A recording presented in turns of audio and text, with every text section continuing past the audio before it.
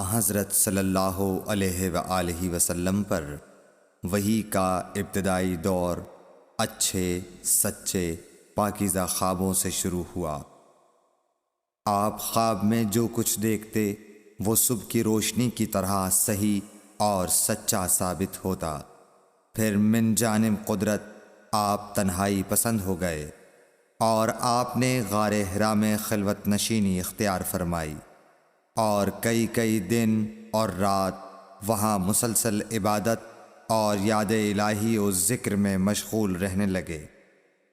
جب تک گھر آنے کو دل نہ چاہتا توشہ ہمراہ لیے ہوئے وہاں رہتے۔ توشہ ختم ہونے پر ہی اہلیہ محترمہ حضرت خدیجہ رضی اللہ تعالی عنہا کے پاس تشریف لاتے اور کچھ توشہ ہمراہ لے کر پھر وہاں جا کر خلوت گزین ہو جاتے۔ یہی طریقہ جاری رہا یہاں تک کہ آپ پر حق منکشف ہو گیا اور آپ غار حرا ہی میں قیام پذیر تھے کہ اچانک حضرت جبرائیل علیہ السلام آپ کے پاس حاضر ہوئے اور کہنے لگے کہ اے محمد پڑھو۔ آپ فرماتے ہیں کہ میں نے کہا کہ میں پڑھنا نہیں جانتا۔ آپ صلی اللہ علیہ وسلم فرماتے ہیں کہ فرشتے نے مجھے پکڑ کر اتنے زور سے بھینچا کہ میری طاقت جواب دے گئی۔ پھر مجھے چھوڑ کر کہا پڑھو۔ میں نے پھر وہی جواب دیا کہ میں پڑھا ہوا نہیں ہوں۔ اس فرشتے نے مجھ کو نہایت ہی زور سے بھینچا کہ مجھ کو سخت تکلیف محسوس ہوئی۔ پھر اس نے کہا کہ پڑھ۔ میں نے کہا میں پڑھا ہوا نہیں ہوں۔ فرشتے نے تیسری بار مجھ کو پکڑا اور تیسری مرتبہ پھر مجھ کو بھینچا۔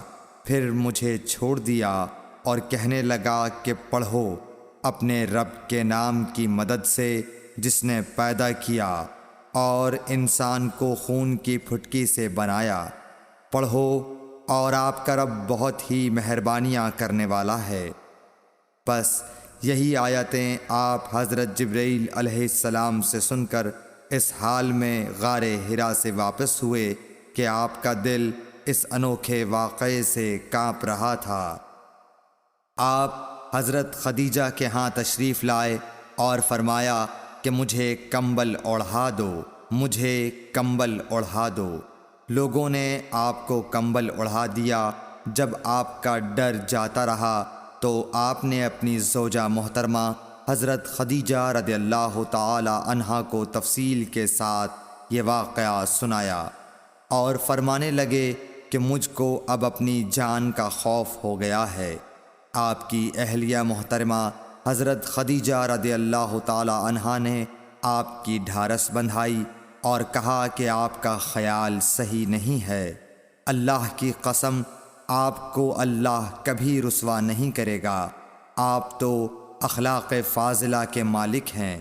آپ تو کنبہ پرور ہیں، بے کسوں کا بوجھ اپنے سر پر رکھتے ہیں، مفلسوں کے لیے آپ کماتے ہیں، مہمان نوازی میں آپ بے مثال ہیں اور مشکل وقت میں آپ امر حق کا ساتھ دیتے ہیں۔ ایسے اوصاف حسنہ والا انسان یوں بے وقت ذلت و خواری کی موت نہیں پا سکتا۔ پھر مزید تسلی کے لیے حضرت خدیجہ رضی اللہ تعالی عنہا آپ کو ورقہ بن نوفل کے پاس لے گئیں جو ان کے چچا زاد بھائی تھے اور زمانہ جاہلیت میں نصرانی مذہب اختیار کر چکے تھے اور عبرانی زبان کے کاتب تھے۔ چنانچہ انجیل کو بھی حسب منشائے خداوندی عبرانی زبان میں لکھا کرتے تھے۔ انجیل سریانی زبان میں نازل ہوئی تھی، پھر اس کا ترجمہ عبرانی زبان میں ہوا۔ ورقہ اسی کو لکھتے تھے۔ وہ بہت بوڑھے ہو گئے تھے، یہاں تک کہ ان کی بینائی بھی رخصت ہو چکی تھی۔ حضرت خدیجہ رضی اللہ تعالی عنہا نے ان کے سامنے آپ کے حالات بیان کیے اور کہا کہ اے چچا زاد بھائی، اپنے بھتیجے محمد صلی اللہ علیہ وسلم کی زبانی ذرا ان کی کیفیت سن لیجئے۔ وہ بولے کہ بھتیجے آپ نے جو کچھ دیکھا ہے اس کی تفصیل سناؤ۔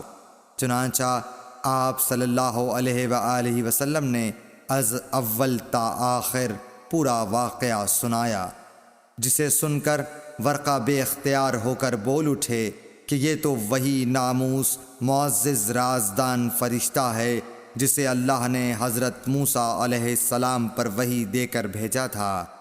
کاش میں آپ کے اس عہد نبوت کے شروع ہونے پر جواں عمر ہوتا، کاش میں اس وقت تک زندہ رہتا جب کہ آپ کی قوم آپ کو اس شہر سے نکال دے گی۔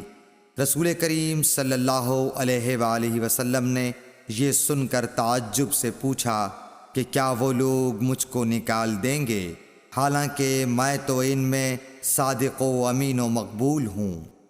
ورقہ بولا، ہاں یہ سب کچھ سچ ہے، مگر جو شخص بھی آپ کی طرح امر حق لے کر آیا لوگ اس کے دشمن ہی ہو گئے ہیں۔ اگر مجھے آپ کی نبوت کا وہ زمانہ مل جائے تو میں آپ کی پوری مدد کروں گا، مگر ورقہ کچھ دنوں کے بعد انتقال کر گئے، پھر کچھ عرصے تک وحی کی آمد موقوف رہی۔ صحیح بخاری حدیث نمبر 3۔